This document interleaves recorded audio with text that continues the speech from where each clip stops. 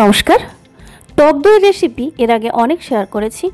আজকে শেয়ার করছি একেবারে বাজারের মতো লো ফ্যাট টক দই কিভাবে বাড়িতে বানাবেন। এর জন্য আমি এখানে 1.5 লিটার দুধ নিয়েছি। আপনি দরকার মতো কম বেশি করবেন।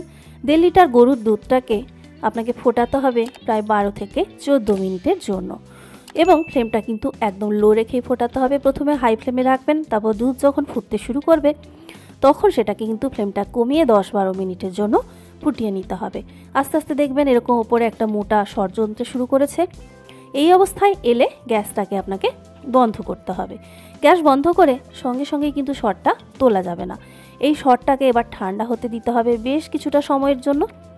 যত সময় যাবে তত দেখবেন ওপরটা এরকম হলদে হয়ে আসছে, মানে স্বর খুব ভালোভাবে যদি দুধের কোয়ালিটি যদি ভালো হয় স্বরটা এরকম হলদেটে ভাব দেখতে পাবেন। এই অবস্থায় স্বরটা তোলা যাবে, কিন্তু যদি সম্ভব হয় ফ্রিজের মধ্যে 3 থেকে 4 ঘন্টার জন্য দুধটাকে রেখে দিতে হবে, তাহলে আরও মোটা স্বর তৈরি হবে। তো আমি ফ্রিজের মধ্যে অনেকটা সময় রেখে দিয়েছিলাম। দেখুন নিচ থেকে পুরো ক্রিমটা কিন্তু দুধের মধ্যে উঠে এসেছে। আপনি চাইলে এটা দিয়েই কিন্তু লো ফ্যাট টক দইটা বসাতে পারেন।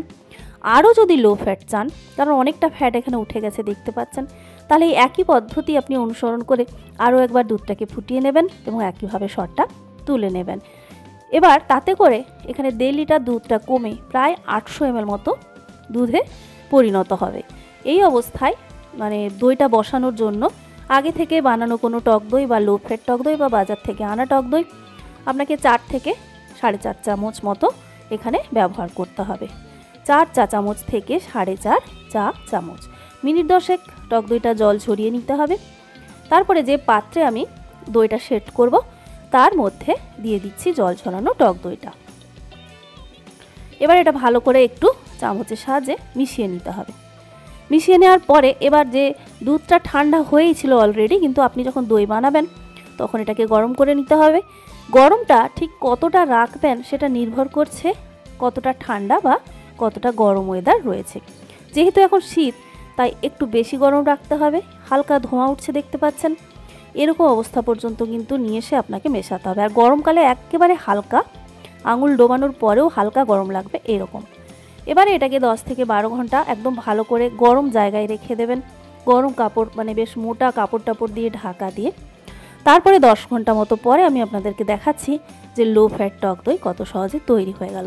বাড়ির এই টক দই কিন্তু ভীষণ স্বাস্থ্যকর। অন্তত বাজারের প্লাস্টিকের প্যাকেটে পাওয়া টক দই থেকে এটা অনেক বেশি উপকারী, খেতেও ভালো হয়। তো যদি সম্ভব হয় বাড়িতে যদি আপনারা গরুর দুধ কিনে থাকেন, তাহলে খুব ইজিলি কিন্তু এভাবে টক দইটা তৈরি করতে পারেন। তো বন্ধুরা, এই ছিল আজকের ভিডিও। সবাই ভালো থাকবেন, আর চ্যানেলে নতুন হলে চ্যানেলটা সাবস্ক্রাইব করতে কিন্তু ভুলবেন না।